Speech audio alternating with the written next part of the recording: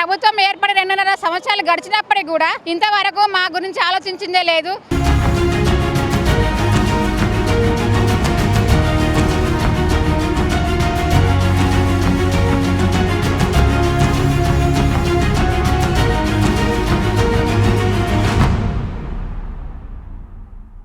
రాష్ట్ర వ్యాప్తంగా ఆశాలకు ముఖ్యమంత్రి గారు 18,000 రూపాయల ఫిక్స్డ్ వేతనం ఇస్తామని చెప్పి 2 సంవత్సరాలు గడిచింది.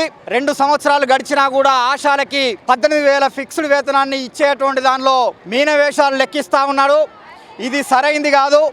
ఆశాలతోటి ఈరోజు ప్రతి సర్వే చేయించుకుంటూ ప్రజల ఆరోగ్యానికి సంబంధించినటువంటి దాని మీద ఆశాలు సేవ చేస్తూ ఉన్నారు. వాళ్ళ సేవను ఈ ప్రభుత్వం గుర్తించట్లేదు. కాబట్టి ముఖ్యమంత్రి గారు చెప్పినట్టు ఫిక్స్డ్ వేతనం 18,000 రూపాయలు ఇవ్వాలి. దాంతోపాటు 2 నెలలకు సంబంధించినటువంటి బకాయి పారితోషికాలు ప్రభుత్వం ఇస్తామని చెప్పేసి ఇప్పటి వరకు ఇవ్వట్లేదు.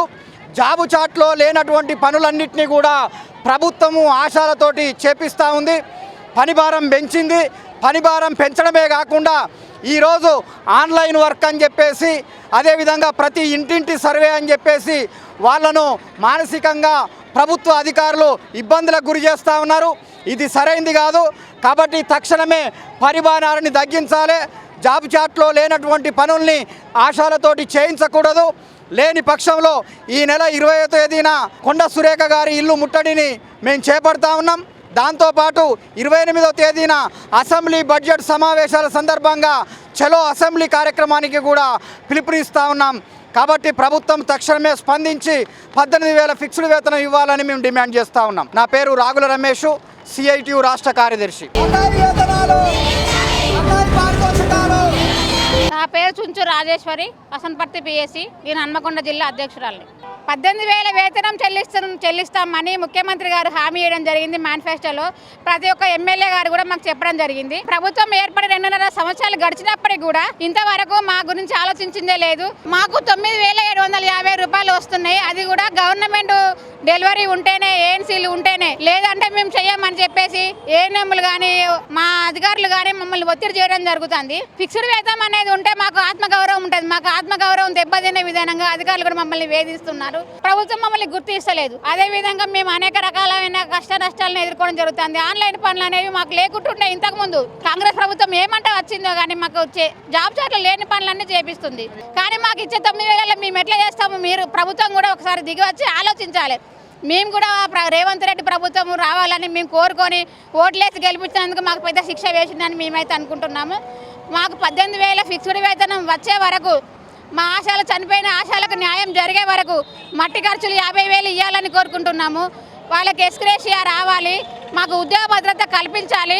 మేము 20వ తారీఖు మన మంత్రి గారు కొండ సురేఖ ఇల్లు ఇంత సంఖ్య కాదు, భారీ సంఖ్యలో ముట్టడి చేస్తామని మేము తెలియజేస్తున్నాము. 28వ తారీఖు చెలో హైదరాబాద్ కూడా మేము భారీ సంఖ్యలో అసెంబ్లీ సమావేశాల సందర్భంగా మా విషయం కనుక రాకపోతే, ముఖ్యమంత్రి కానీ ఎమ్మెల్యే కానీ మాకు చర్చించి మా ఆశల ప్రస్తావన రాకపోతే మాత్రం మేము విధులు కూడా బహిష్కరిస్తామని తెలియజేస్తున్నాం.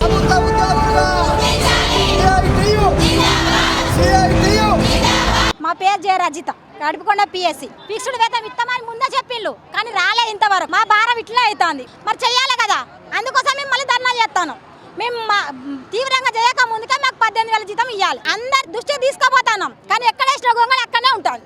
అందుకోసం మేము కావాలని కూర్చుంటాను. మేము ఎంత ఎండలు ఎంతమంది కూర్చున్నా కానీ ఏం ప్రయోజనం లేకుండా అవుతుంది. ముందు లేదు, మాకు 18,000 జీతం ఇవ్వాలని మేము దయచేసి మాట్లాడుతున్నాం, అంతే.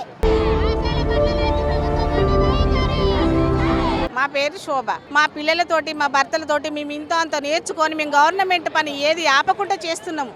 కానీ మాకు ఎన్ని పనులు చెప్పినా మేము చేయడానికి సిద్ధంగా ఉన్నాం. కానీ మాకంటూ చేసే పనికి పారితోషికం ఇవ్వాలి, మాకు ఫిక్స్డ్ వేతనం ఇవ్వాలి. మేము కూడా ఇప్పుడు 22 సంవత్సరాల బట్టి మేము జాబ్ చేస్తున్నాం. మాకు చచ్చిపోతే ఒక LSC లేదు, మాకు బస్సు సౌకర్యము లేదు. మేము హాస్పిటల్కి పోతే మాకు రూమ్స్ లేవు. మేము డెలివరీకి తీసుకుపోమంటారు, నిద్ర పొమ్మంటారు, అక్కడ రూములు ఉండవు. మేము కూడా ఆడవాళ్ళం కదా, మంచి చెడులు ఉంటాయి. గవర్నమెంట్కు తెలియజేయపరిచింది ఇదే, రేవంత్ రెడ్డికి తెలియదు ఆడవాళ్ళకి ఎలాంటి అవస్థలు ఉంటాయని.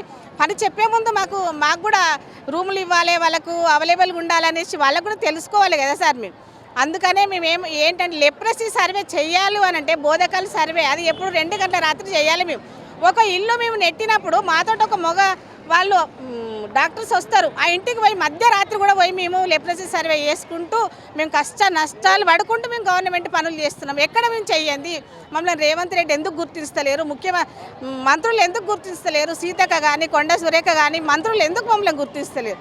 మా ఏమైనా పొరపాట్లు ఉన్నాయా? మేము ప్రతి పని చేస్తున్నాం. దయచేసి ఆశాలను మన్నించి మాకు ఇంతో అంత ఫిక్స్డ్ వేతనం వేయాలని కోరుకుంటున్నాము. మేము చాలా రోజుల నుండి కష్టపడుతున్నాము. మా వయసు కూడా దగ్గర పడుతుంది. ఎప్పుడు మేము జీతం ఎత్తి సంతోషపడాలి. మాకు ఎల్ఐసి బీమా కావాలి, చచ్చిపోతే మాకు ఇంతో అంత ఇన్సూరెన్స్ ఇవ్వాలి. అది మేము కోరుకునేది గవర్నమెంట్ను.